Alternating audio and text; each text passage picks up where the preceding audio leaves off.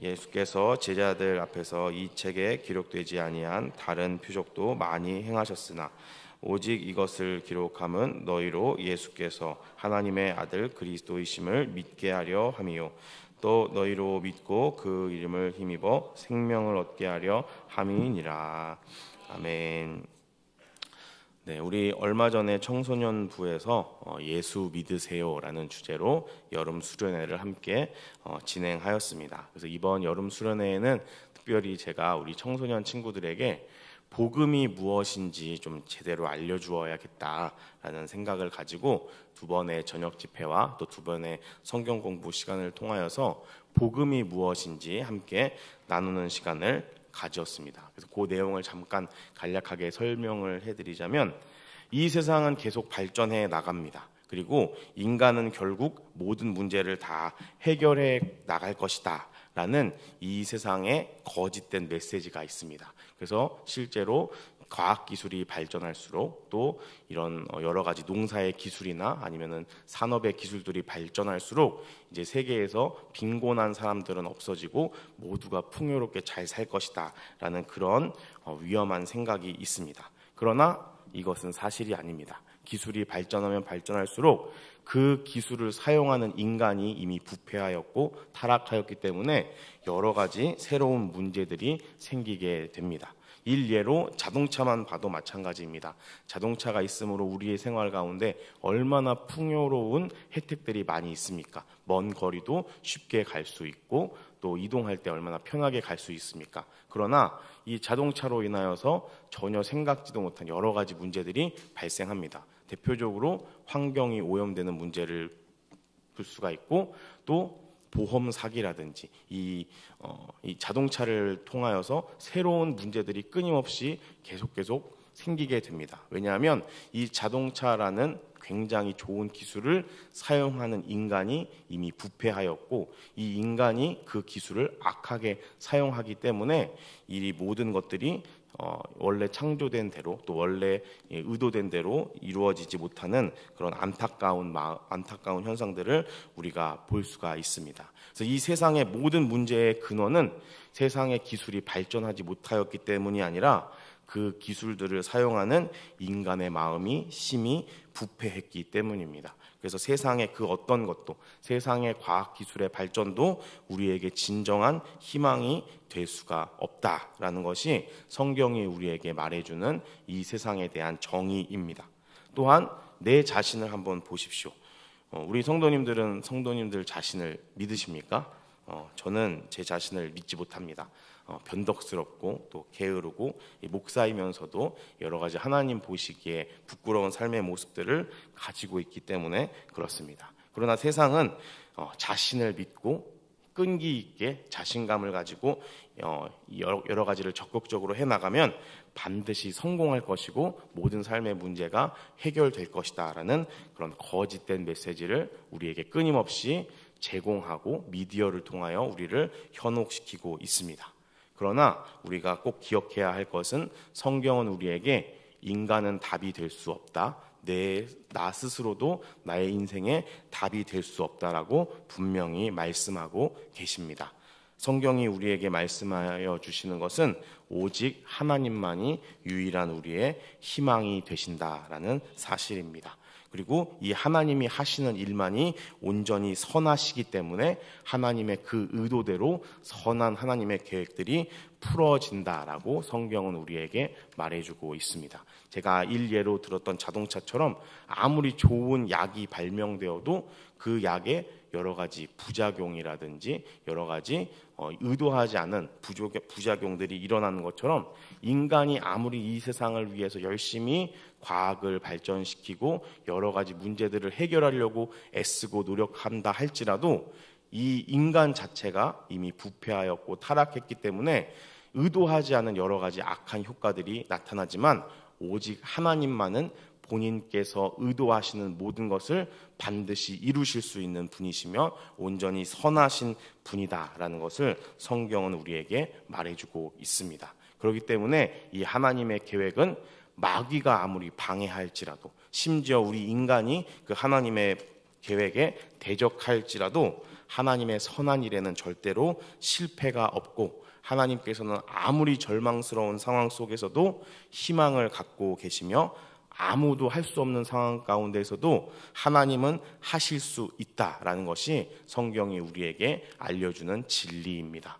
그리고 그 하나님께서는 나를 결코 포기하지 않으신다라고 성경은 우리에게 말씀해주고 계십니다. 그렇기 때문에 하나님만이 우리의 삶의 유일한 희망입니다. 하나님은 우리를 위해 일하시는 분이시며 우리를 위하여 목숨을 걸고 우리를 사랑하시는 분이시기 때문입니다. 그리고 그 사랑을 십자가에서 확실하게 보여주셨습니다. 이 하나님을 믿고 이 예수님을 믿고 살아가면 이 하나님의 사랑을 삶 속에서 체험할 수 있는 것이고, 이 하나님을 믿지 못하면 이 하나님의 사랑을 체험하지 못하면서 살아가는 것이 우리의 인생입니다. 성경이 우리에게 말해주는 복음의 메시지는 하나님은 우리를 위해 일하시는 분이시고 하나님은 우리를 사랑하시는 분이시다라는 것입니다. 이 복음을 믿고 살아갈 때에 하나님께서 우리를 위해 일하여 주시는 그 하나님의 사랑, 목숨을 걸고 우리를 사랑하시는 그 사랑을 우리의 삶의 현장 가운데 느끼게 될 수 있을 줄로 믿습니다. 오늘은 특별히 이 복음의 다른 세 번째 내용인 이 예수님께서 그리스도이시다, 예수님만이 구원자이시다라는 부분을 우리 성도님들과 함께 나누어 보려고 합니다. 오늘 우리가 함께 읽은 요한복음 20장 30절 31절 말씀에는 요한이 이 요한복음을 왜 기록했는지 그 기록의 목적에 대해서 우리에게 알려주고 있습니다. 31절 말씀을 제가 한번 다시 읽어드리겠습니다. 오직 이것을 기록함은 너희로 예수께서 하나님의 아들 그리스도이심을 믿게 하려 함이요 또 너희로 믿고 그 이름을 힘입어 생명을 얻게 하려 함이니라. 아멘. 이 사도 요한이 이 요한복음을 기록하는 목적에 대해서 이렇게 밝히고 있습니다. 예수께서 그리스도이심을 믿게 하여서 그 예수님을 믿음으로 말미암아 생명을 얻게 하는 것이 이 요한복음이 기록된 목적이다라고 우리에게 분명히 알려주고 있습니다. 예수님이 구원자이심을 믿는 것은 우리에게 굉장히 중요합니다. 예수님이 구원자이심을 믿을 때에만 하나님께서 허락하여 주시는 생명이 우리에게 얻어지기 때문입니다. 오늘 우리 성도님들 가운데에서는 이 복음을 영접하지 않은 분은 없겠지만 다시 한번 이 복음에 대해서 들으시면서 하나님의 생명력이 우리 모든 성도님들의 삶 가운데 가득가득 흘러나게 되시기를 예수님의 이름으로 축복합니다.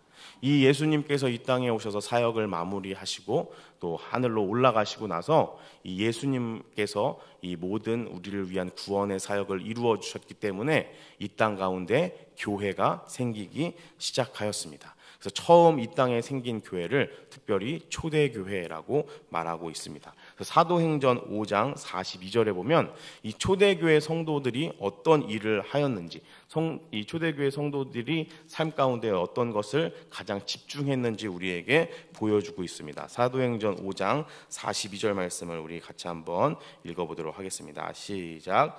그들이 날마다 성전에 있든지 집에 있든지 예수는 그리스도라고 가르치기와 전도하기를 그치지 아니하니라. 아멘.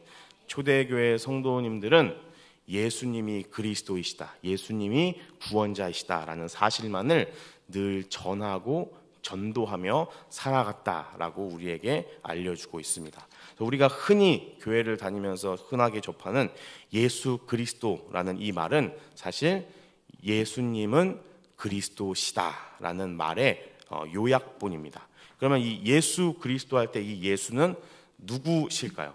이 예수님은 약 2000년 전에 베들레헴에서 태어나시고 나사렛 지역에서 사시다가 약 30여 년의 기간 동안 이스라엘 가운데 사역을 하시고 십자가에 달려 돌아가신 나사렛 청년 예수님을 언급하는 것입니다.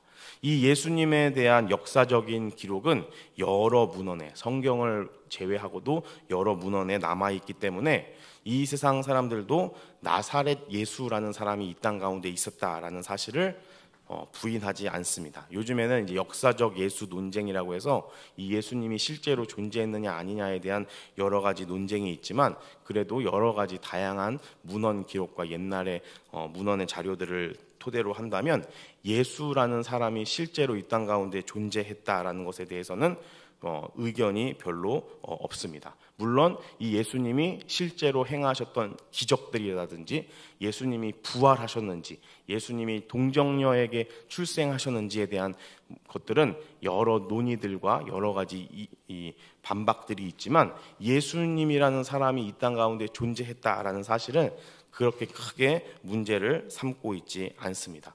비록 우리는 그 당시에는 사진기도 없고 또 여러 가지 동영상을 찍는 자료도 없기 때문에 이 예수님이 과연 어떻게 생기셨을까, 과연 어떤 모습으로 이 땅에 오셨을까라는 것을 알 수는 없지만, 이 예수님은 실제로 이 땅 가운데 계셨다라는 사실을 우리는 믿고 따라가는 사람들입니다.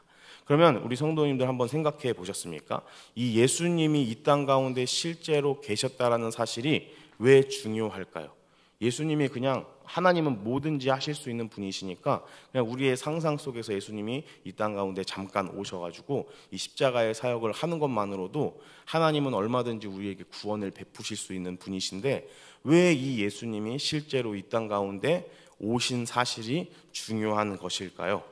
왜냐하면 예수님께서 실제 인물이셨던 것처럼 성경이 말하는 모든 것이 실제라는 것을 증명하기 때문에 그렇습니다. 하나님이 이 세상을 창조하신 것은 실제입니다. 인간이 하나님의 형상으로 창조된 것도 실제입니다. 하나님께서 인간을 빚으시고 그 코에 생기를 불어넣으신 것도 사실이고 실제입니다. 이 인간이 타락한 것도 실제이며, 우리 타락한 인간을 구원하시기 위하여 하나님께서 세우신 구원의 계획도 실제입니다. 천국과 지옥도 실제이고 하나님이 우리를 구원하시는 사실도 실제입니다.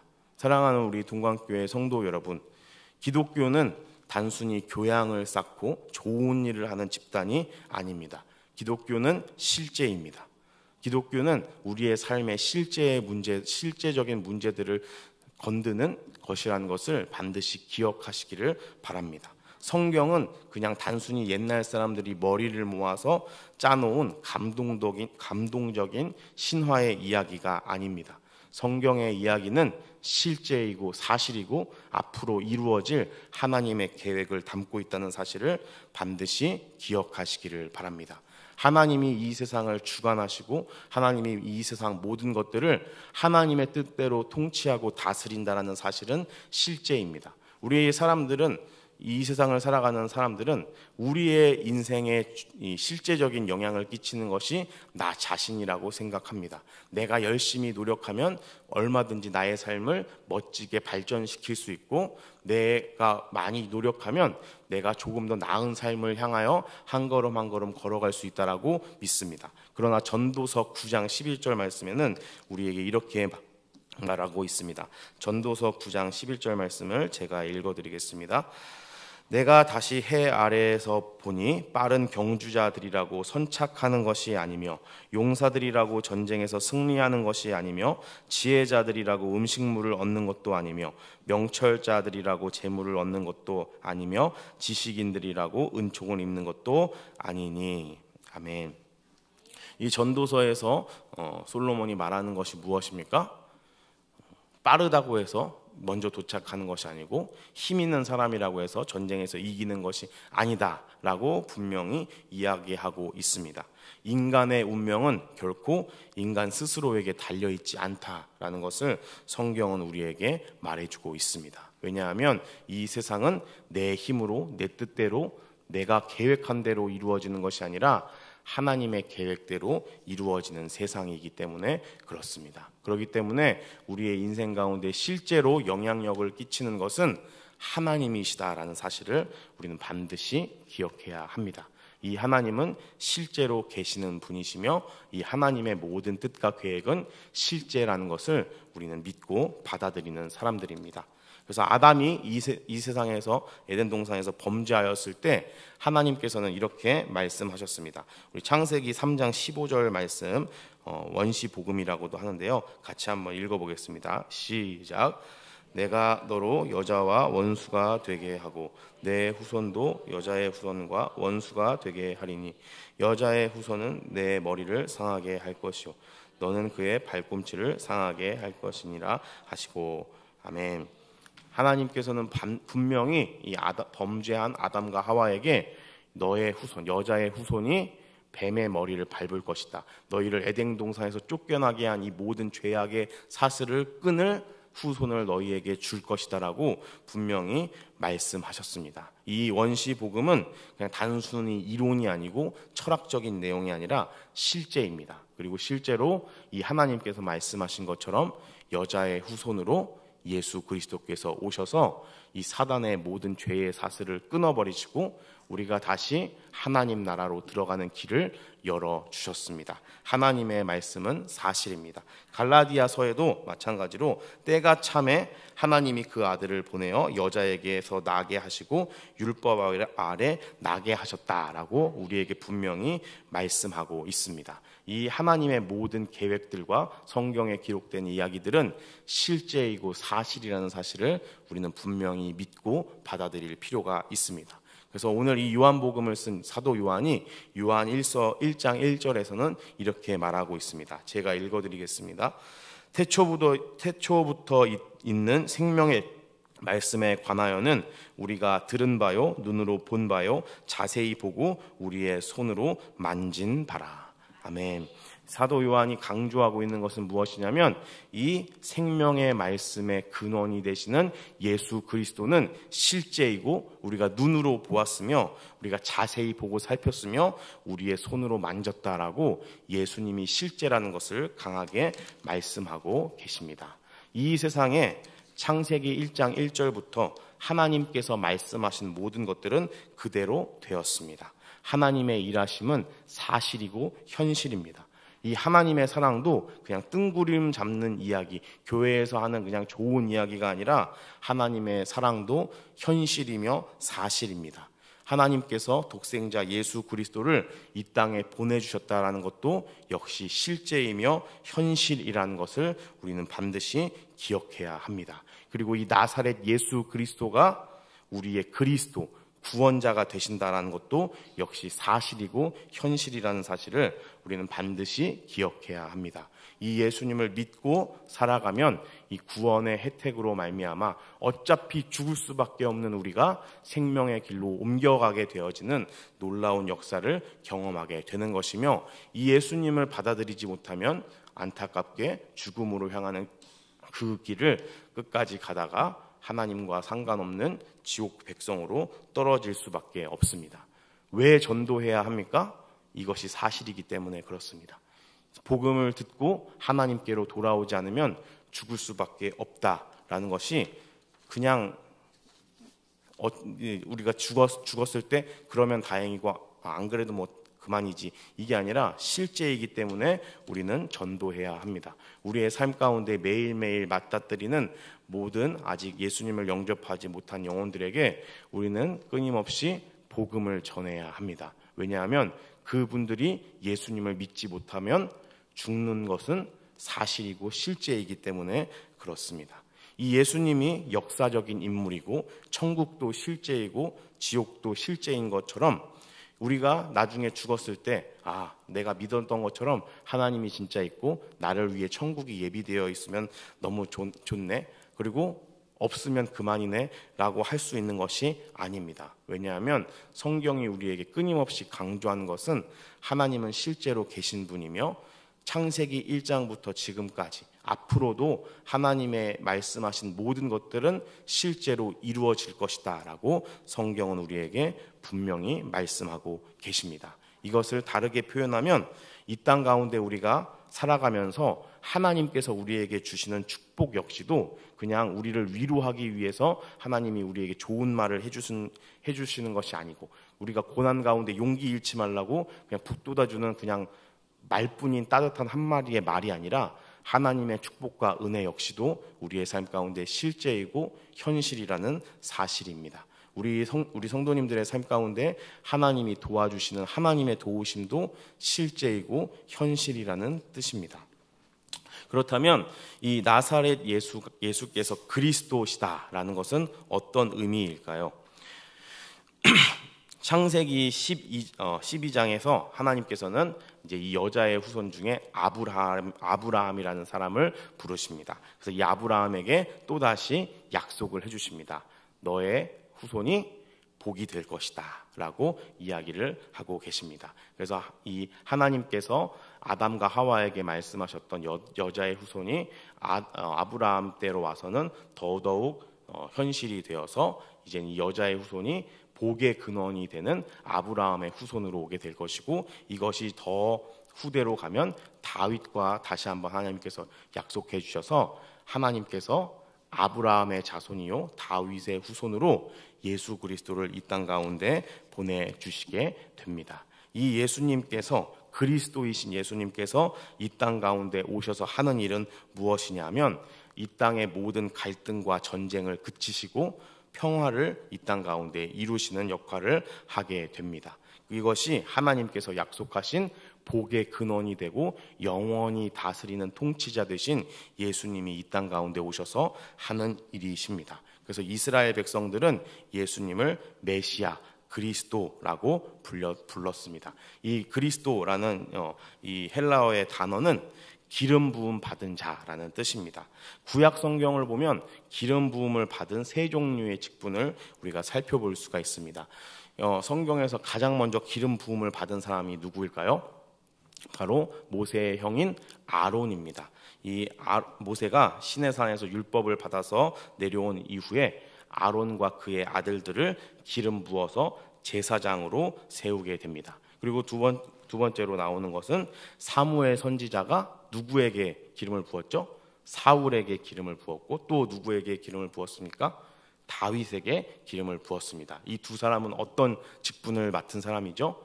왕의 직분을 맡은 사람입니다. 또 세 번째로는 엘리야라는 선지자가 자기의 뒤를 이어 선지자의 직분을 수행할 엘리사에게 기름을 붓는 장면을 보여주고 있습니다. 그래서 이 구약 성경에서 기름을 부은 받음을 받는 세 가지 직분은 왕, 그다음에 선지자, 제사장, 이 세 가지 직분이 있는 것입니다. 그럼 이 기름 부음을 받은 그리스도가 왜 필요할까요? 왜냐하면 하나님께서 우리를 사랑하신다는 사실만으로 충분하지 않기 때문에 그렇습니다. 하나님이 우리를 사랑하는 것으로 만일에 충분하다면 굳이 하나님께서 예수님을 이 땅 가운데 보내주실 필요가 없습니다. 그냥 하나님이 우리를 다 사랑하셔서 우리가 죄를 짓던 말든 우리를 다 천국으로 인도하시면 그만 아니겠습니까? 근데 이 세상은 그렇게 돌아가지 않습니다. 왜 그렇습니까? 이사야서 59장 1절 2절 말씀을 보면 우리 같이 한번 읽어볼까요? 시작. 여호와의 손이 짧아 구원하지 못하심도 아니요 귀가 둔하여 듣지 못하심도 아니라 오직 너희 죄악이 너희와 너희 하나님 사이를 갈라놓았고 너희 죄가 그의 얼굴을 가리어서 너희에게서 듣지 않게 함이니라. 아멘. 하나님께서는 우리를 위해 실제로 쉬지 않고 일하고 계시는데, 하나님께서는 실제로 목숨 걸고 우리를 사랑하고 우리를 사랑하기 때문에 우리를 구원하기 위해서 열심히 일하고 계시는데 왜 그 사랑이 우리에게 미치지 못합니까?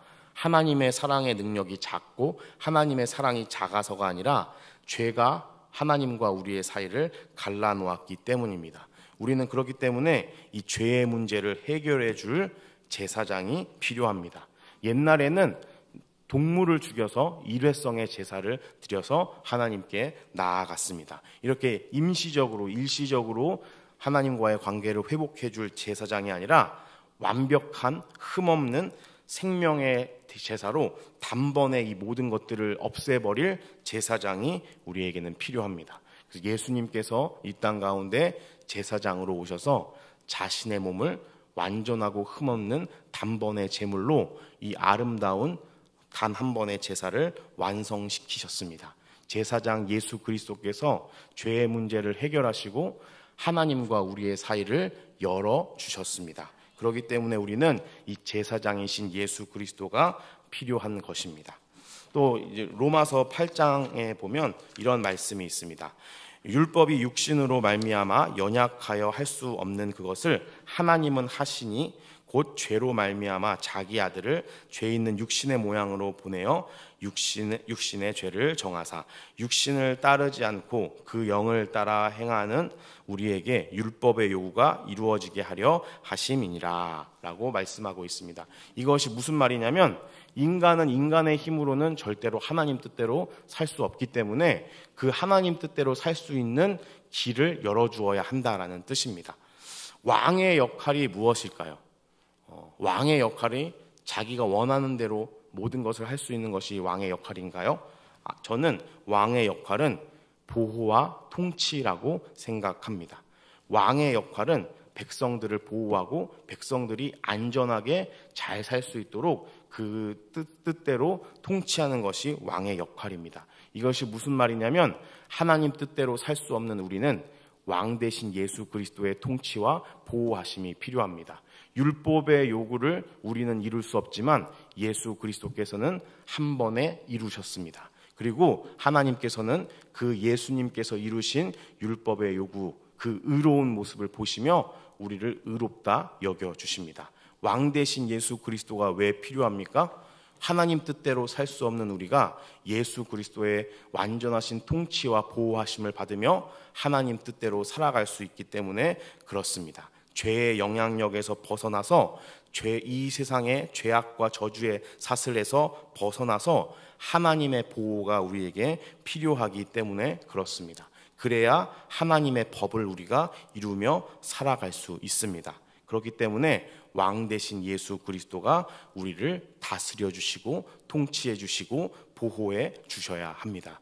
이 예수님의 통치와 보호가 없으면 우리는 하나님의 나라에 들어갈 수 없습니다. 만에 하나 그럴 일은 없겠지만 운 좋게 하나님의 나라에 들어간다 할지라도 하나님의 나라의 요구를 충족시키지 못하기 때문에 들어가서도 아마 금방 쫓겨나게 될 수밖에 없는 것이 우리의 현실입니다. 그렇기 때문에 우리는 왕 대신 예수 그리스도의 통치와 보호함을 받으며 하나님 뜻대로 살 수 없는 우리가 예수님의 통치와 다스림 속에서 하나님 뜻대로 살아가는 귀한 은혜가 우리에겐 필요하기 때문에 왕 대신 예수 그리스도가 우리에게는 필요합니다. 또 고린도전서에 보면 이런 말씀이 있습니다. 고린도전서 2장 11절 12절 말씀인데요. 제가 읽어드리겠습니다. 하나님의 일을 사람의 속에 있는 영 외에 누가 알리오? 이와 같이 하나님의 일도 하나님의 영 외에는 아무도 알지 못하느니라. 우리가 세상의 영을 받지 아니하고 오직 하나님으로부터 온 영을 받았으니 이는 우리로 하여금 하나님께서 우리에게 은혜로 주신 것들을 알게 하려 하심이라. 아멘. 누가 하나님이 하시는 일을 알 수 있습니까? 하나님의 영만 알 수 있다라고 합니다. 아무리 하나님이 우리를 위해 좋은 일들을 이루고 계시고 하나님께서 아무리 좋고 선하신 뜻을 갖고 있다 할지라도 우리가 그것을 알지 못하면 무슨 소용이 있겠습니까? 하나님이 우리가 어떻게 살기를 원하시는지 막 아무리 구구절절하게 다 설명을 하여도 우리가 그것을 깨닫지 못하고 알지 못하면 그것이 무슨 소용이 있습니까? 그렇기 때문에 이 하나님의 뜻을 우리에게 알려줄 선지자가 우리에게는 필요합니다. 선지자 되신 예수 그리스도께서 우리에게 하나님의 뜻을 알려주셔야 합니다. 하나님이 우리에게 무엇을 원하시는지, 하나님의 뜻이 무엇인지 우리는 깨달을 수 없으나 예수님께서 깨닫게 해 주실 수 있는 줄로 믿습니다. 성경은 우리에게 분명히 말하고 있습니다. 우리는 세상의 영을 받지 아니하고 오직 하나님으로부터 온 영을 받았다라고 이야기하고 있습니다. 그 이유에 대해서 하나님께서 우리에게 은혜로 주신 것들을 알게 하기 위해서 하나님이 그렇게 하셨다라고 말씀하고 계십니다. 우리에게는 이 모세와 같은 엘리야, 엘리사와 같은 선지자 그리스도가 필요합니다. 선지자 대신 예수 그리스도께서 우리에게 하나님의 뜻을 분명하게 알려주셔야 합니다. 우리에게는 죄로 인하여서 하나님과 단절되어 있던 벽을 허물어 주실 제사장 그리스도가 필요합니다. 우리는 하나님의 법과 뜻을 지킬 수 없기 때문에 그런 우리를 통치하고 그 법 안에 살 수 있도록 보호해 주실 왕이신 그리스도 예수가 필요합니다. 우리는 하나님의 뜻과 그 행하신 일을 깨달을 수 없기 때문에 그 하나님의 뜻을 우리에게 깨우쳐 주실 선지자 예수 그리스도가 필요합니다. 그래서 이 모든 것 우리의 필요를 이루기 위하여 하나님의 아들이신 예수 그리스도께서 약속대로 인간의 몸으로 이 땅에 오셔서 이 그리스도의 직분을 완성하셨습니다. 우리는 이제 이 예수님께서 행하신 모든 일들을 예수님이 나의 구주시다, 예수님이 나의 그리스도시다 라는 믿음의 고백으로 이 모든 예수님께서 이루신 업적을 우리가 적용받을 수 있는 것입니다. 우리가 예수님을 믿는 믿음으로 말미암아 예수께서 이 땅 가운데 오셔서 행하신 이 그리스도의 모든 사역들이 우리의 삶 가운데 적용되는 것인 줄로 믿습니다. 그렇기 때문에 우리는 더 이상 하나님의 은혜와 단절되어서 마귀와 죄의 종노릇하면서 살아가는 불쌍한 인생들이 아닙니다. 우리는 더 이상 이 육체의 정욕과 세상의 유혹의 노예가 되어서 이리저리 끌려다니는 비참한 삶을 살아가지 않습니다. 이 땅 가운데 헛된 무지개를 쫓으면서 발버둥 치는 삶을 살지 않습니다. 왜냐하면 예수 그리스도께서 우리의 삶의 구원자이시고 우리는 이 사실을 믿음으로 말미암아 우리의 모든 삶의 문제가 해결되었음을 믿는 사람들이기 때문에 그렇습니다. 예수님이 구원자이시다라는 것이 바로 복음입니다. 예수님께서 그리스도시다라는 것이 바로 복음입니다. 이것은 우리의 운명을 바꿀 수 있는 엄청난 사실입니다. 이 복음으로 말미암아 초대교회 성도들의 인생이 바뀌었습니다. 그래서 전혀 새로운 삶을 살게 되었고 초대교회 성도들은 진짜 행복이 무엇인지, 진짜 평안이 무엇인지, 진정한 안식과 쉼이 무엇인지 체험하며 살 수 있게 되었습니다. 그래서 초대교회 성도들은 예수가 그리스도시다라는 것을 때를 얻든지 못 얻든지 전하면서 살았습니다. 이 복음을 전하기 위해서는 목숨을 구차하게 구걸하지 않고 살았습니다. 삶의 터전을 잃어버리고 이 땅 가운데 나그네처럼 이리저리 방황하며 살게 되더라도 이 복음을 위해 살아갔습니다. 사도 바울이 고린도전서 2장 2절에 이렇게 고백합니다. 내가 너희 중에 예수 그리스도와 그가 십자가에 못 박히신 것 외에는 아무것도 알지 아니하기로 작정하였습니다. 아멘.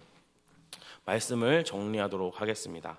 예수님이 이 땅 가운데 오셨을 때 예수님이 메시아고 예수님이 그리스도시다라고 고백했던 수많은 유대의 민중들은 결국 본디오 빌라동의 재판장 안에서 예수님을 십자가에 못 박으라고 소리쳤습니다. 왜냐하면 이 유대인들은 자신의 욕망을 채워줄 그리스도가 필요했기 때문입니다.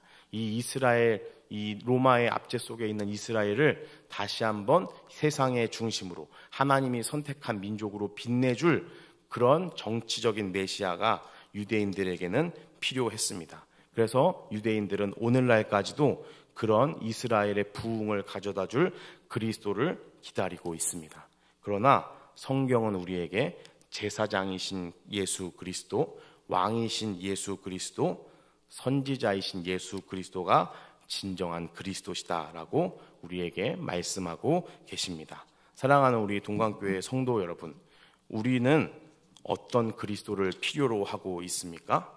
어떤 그리스도를 믿고 계십니까? 나의 인생 가운데, 나의 이 암울한 삶 가운데 자랑거리를 줄 만한 나의 이 아무런 낙없는 삶 가운데 기쁨을 줄 그리스도를 찾고 계십니까? 아닙니다. 하나님께서 우리에게 주신 그리스도는 우리의 삶 가운데 기쁨을 가져다 주고 우리의 삶 가운데 자랑할 만한 것을 주는 그리스도가 아니라 우리의 영혼의 문제를 해결하여서 하나님의 구원 안으로 들어오게 하는 그리스도를 우리에게 보내주셨습니다. 나사렛 예수 그리스도만이 이 그리스도의 직분을 감당하실 수 있는 유일한 분이시다라고 성경은 우리에게 말씀하고 계십니다. 우리가 돈을 아무리 많이 벌고 우리의 자식들이 아무리 잘 돼도 그것은 우리에게 구원이 될 수 없고 참된 행복이 될 수 없습니다. 우리 교회가 아무리 크게 부흥하고 우리 교회가 아무리 막 건물들이 많아진다 할지라도 그것은 우리에게 참된 기쁨을 가져다 줄 수 없습니다. 예수님이 우리 교회의 중심이 되실 때, 나의 삶의 중심이 예수 그리스도가 될 때에만 진정한 행복을 누릴 수가 있습니다.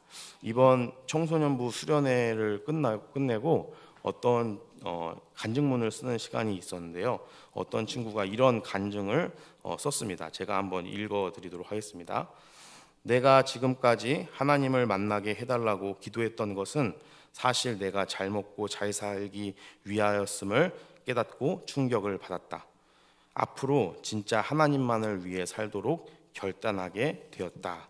라고 어떤 친구가 간증문을 썼습니다. 사랑하는 우리 동관교회 성도 여러분, 예수 그리스도를 믿으시기를 바랍니다.